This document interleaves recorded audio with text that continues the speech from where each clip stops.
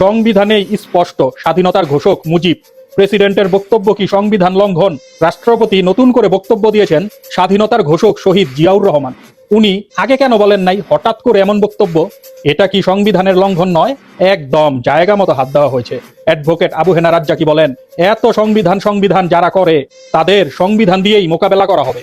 সংবিধানে স্পষ্ট বলা রয়েছে স্বাধীনতার ঘোষক শেখ মুজিবুর রহমান, অথচ বর্তমান প্রেসিডেন্ট কয়েকদিন আগে বক্তব্যে শহীদ প্রেসিডেন্ট জিয়াউর রহমানকে স্বাধীনতার ঘোষক বলেছেন। তার মানে তিনি প্রেসিডেন্টের চেয়ারে থাকা অবস্থায় সংবিধানের অবস্থানের বিরোধিতা করছেন।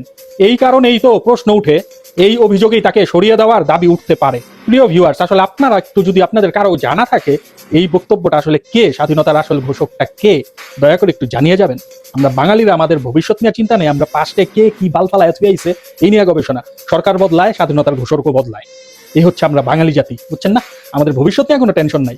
যেখানে অন্যান্য দেশ 2050 সালে কি করবে, 2030 সালে কি করবে, এই সমস্ত জিনিস নিয়ে ওরা চিন্তা ভাবনা করতেছে। আর এখন আমরা বাংলাদেশিরা গবেষণায় নামছি 1971 সালে কি হয়েছে, কে ঘোষণা করছে, কে গোয়া মারা দিছে, কে গোয়া মারা খাইছে, এগুলা নিয়ে।